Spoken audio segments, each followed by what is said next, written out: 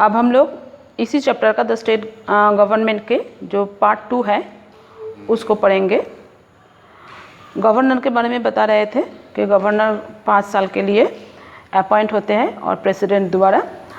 अब appointment term of the office of the qualification, क्या क्या इसके अपॉइंटमेंट टर्म है, कितने साल के लिए चाहिए, क्या इनके एलिजिबिलिटी होना चाहिए, उसके बारे में जानेंगे। The governor is appointed by the president and holds office during the pleasure of the president. The governor is appointed for a term of 5 years. However, he can relinquish his office earlier by tendering his resignation to the president. The president can also remove him from office before the expiry of his term. To be eligible for appointment, a person as governor must be a citizen of India, must have completed 35 years of age, should not be method of either house of parliament or the state legislature, must possesses the qualification prescribed the membership of the state legislature, must not hold any office of the profit. वो किसी भी ऐसे office के साथ नहीं जुड़ना चाहिए उनको जो जिसमें कोई लाभदायक पद हो या कोई गवर्नमेंट ऑफिसेस हो, और वो जो क्वालिफिकेशन स्टेट लेजिस्लेटर द्वारा तय किया गया, विधानसभा के जो क्वालिफिकेशन होना चाहिए एक गवर्नर होने के लिए, वो क्वालिफिकेशन उनके पास होना चाहिए, और वो स्टेट लेजिस्लेटर के सदस्य नहीं होना चाहिए उनको, और उनका एज 35 इयर्स होना ज़रूरी है, और इंडिया के नागरिक होना भी ज़रूरी है। अच्छा, वो प्रेसिडेंट द्वारा निर्वाचित होते हैं 5 साल के लिए।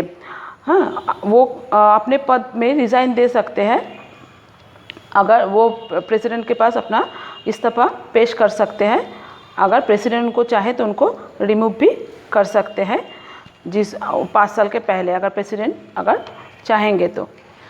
Power and function of the governor, governor के पास एग्जीक्यूटिव पावर्स है, legislative powers, financial powers, judicial powers, emergency powers, इतने तरीके के पावर्स उनके पास होता है। एग्जीक्यूटिव पावर्स में like the president of India, the governor of the state acts as a constitutional head of the state, but he acts 2 capacities as the normal constitutional head of the state, as an agent of the central government in the state. वो जैसे president का India में जैसे सम्मान किया जाता है, जैसे प्रेसिडेंट पूरे देश में जैसे पद का अधिकारी होते हैं, उनके जो भी क्षमता होता है, गवर्नर का भी स्टेट के अंदर उतना ही क्षमता होता है। एग्जीक्यूटिव पावर्स में क्या होता है, गवर्नर क्या करते हैं, governor appoints the chief minister, वो चीफ मिनिस्टर को अपॉइंट करते हैं, on whose advice the other minister are appointed, और बाकी कैबिनेट के जो दूसरे मिनिस्टर हैं उन चीफ मिनिस्टर के एडवाइस लेकर, उपदेश लेकर गवर्नर उनको भी अपॉइंट कर सकते हैं।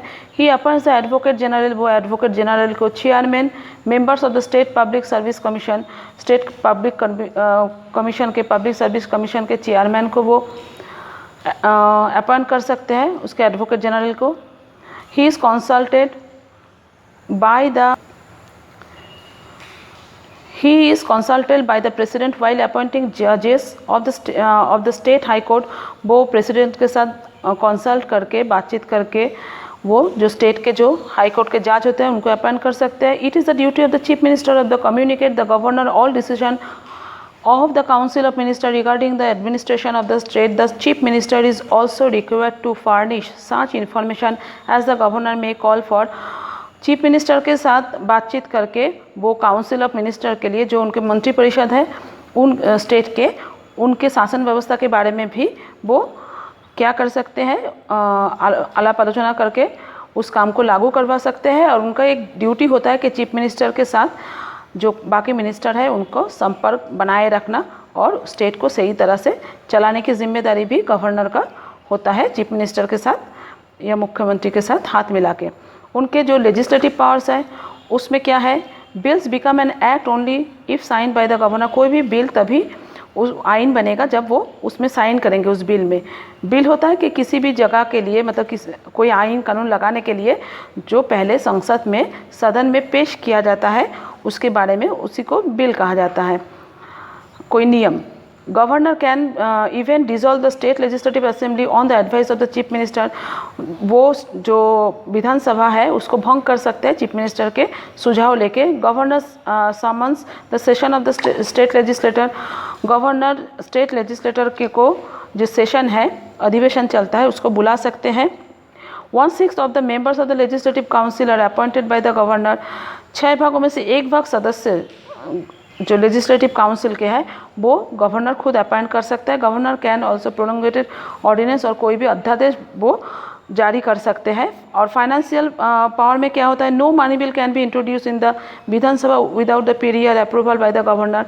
कोई भी मनी बिल जो अर्थनैतिक बिल होता है, जब तक विधानसभा में गवर्नर के सहमति नहीं मिलेगा तब तक वो बिल, मनी बिल लागू नहीं होगा। During one of the assembly debates the opposition raise the question of the necessity of the governor.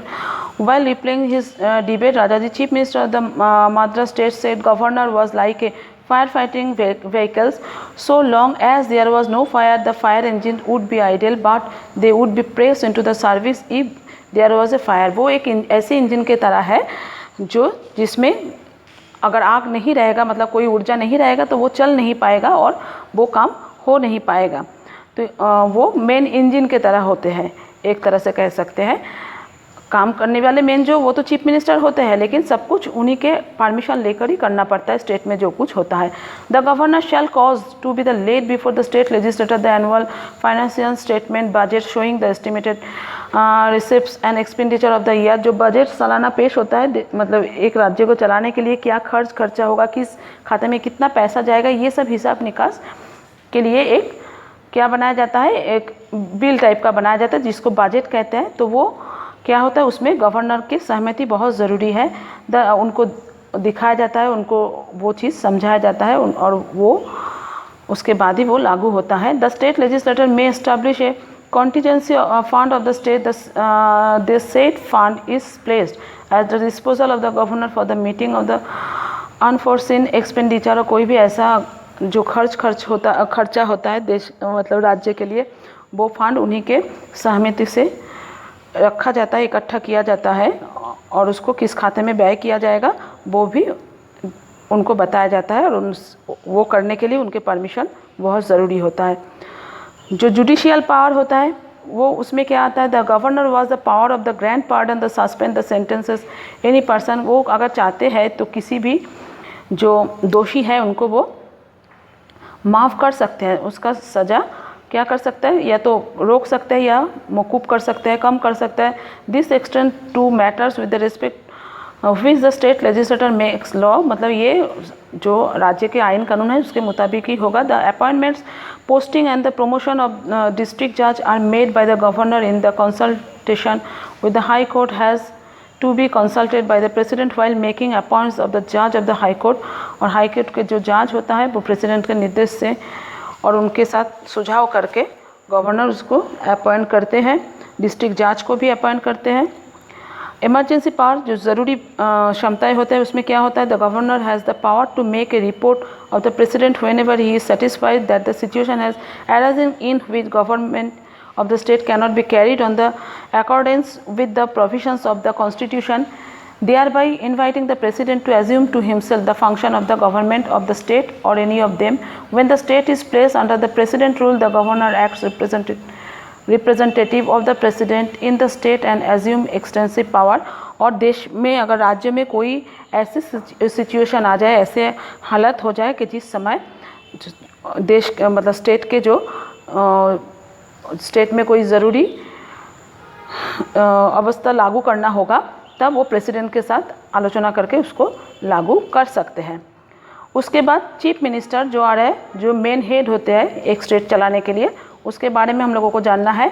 Chief minister बहुत इम्पोर्टेंट रोल अदा करते हैं एक स्टेट एडमिनिस्ट्रेशन में, प्रशासन में, और वो भी 5 साल के लिए अपॉइंट होते हैं।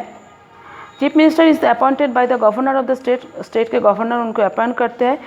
जो विधानसभा के वोट होते हैं उनके जो अपॉइंटमेंट के प्रोसीड्योर वो तो गवर्नमेंट के द्वारा होता है, लेकिन पहले उनको इलेक्शन में जीतना पड़ता है। 5 साल बाद वोट, विधानसभा के वोट होते हैं। सभी एमएलएस अपने अपने क्षेत्र से चुनाव लड़ते हैं और उसमें जो पार्टी, जिस पार्टी को सबसे ज़्यादा वोट मिलेगा वही पार्टी सत्ताधारी पार्टी होते हैं और वो सरकार बनाते हैं। और उस पार्टी में के जो सबके सहमत से जिनको वो लोग चीफ मिनिस्टर बनाना चाहते हैं उनको जो गवर्नर है वो अपॉइंट करते हैं। वो भी 5 साल के लिए होता है। और चीफ मिनिस्टर के बहुत सारे पावर्स है, क्षमता है। Chief minister is the real head of the state. वो जो रियल हेड, रियल मतलब जो सच में जो मेन काम करते हैं, हाँ, राज्य के जो देखभाल करता है वो चीफ मिनिस्टर को ही करना पड़ता है। सारे जिम्मेदारी चीफ मिनिस्टर के ऊपर ही होते हैं। He she distributes portfolios to the minister of the state council of the minister. वो सारे कागजात आदि सब कुछ संग्रह करते हैं सारे तथ्यों के बारे में, हाँ, जो मंत्री होते हैं उनके बारे में, और उसका एक लेखा जोखा भी बनाते हैं। He supervise the work of the inter council of minister. जो मंत्री परिषद होते हैं उनके सारे कामकाज, कौन किस तरह से काम करेंगे, किस विभाग में काम करेंगे, काम कैसे होगा, ये सारा सब कुछ देखने की जिम्मेदारी चीफ मिनिस्टर का होता है। She can excluded include the anybody of the council of the minister. वो किसी को भी अपने मंत्री परिषद में एंट्री करवा सकते हैं, मतलब उनको नियोग कर सकते हैं, उसको बाहर कर सकते हैं। She is responsible for the, उसके विभाग को चेंज कर सकते हैं ज़रूरत पड़ने पे। She is the responsible for the success of the failure of the government. जब तक सत्ताधारी सत्ता में रहेंगे तब तक सरकार के सारी जो जिम्मेदारी, चाहे वो सफलता के हो चाहे विफलता के हो, सारे रिस्पॉन्सिबिलिटी जिम्मेदारी चीफ मिनिस्टर का ही होता है। She presided over the meetings of the cabinet of the council minister and communicates all decision taken to the governor. वो सारे जो कैबिनेट के अपने जो मंत्री परिषद है और संसद के जो बाकी मंत्री हैं उनके बीच योगाযোগ मतलब संपर्क स्थापन करते हैं और सारे डिसीजन क्या लिया जाएगा और क्या होना चाहिए गवर्नर तक पहुंचाते हैं। Resignation by the chief minister is treated as the resignation of the entire council of minister. अगर चीफ मिनिस्टर रिज़ाइन देते हैं अपने पद से तो वो सारे मंत्री परिषद का ही रिज़ाइन माना जाता है। अब मंत्री परिषद जो चीफ मिनिस्टर को अपने स्टेट को चलाने के लिए, एक राज्य को चलाने के लिए मदद करते हैं, उनके जो सहयोगी मंत्री होते हैं, मंत्रियों के परिषद को काउंसिल ऑफ मिनिस्टर कहते हैं। Council of Ministers which have been provided by the Constitution to aid and assist Governor consist of the Chief Minister and other minister। ये जो मंत्री परिषद होते हैं वो गवर्नर को भी सहयोग करते हैं काम में, चीफ मिनिस्टर को भी और दूसरे मंत्रियों को भी। मिनिस्टर मतलब मंत्री होते हैं। While the Chief Minister is appointed by the Governor, the other members are appointed by the Governor on the advice of the Minister।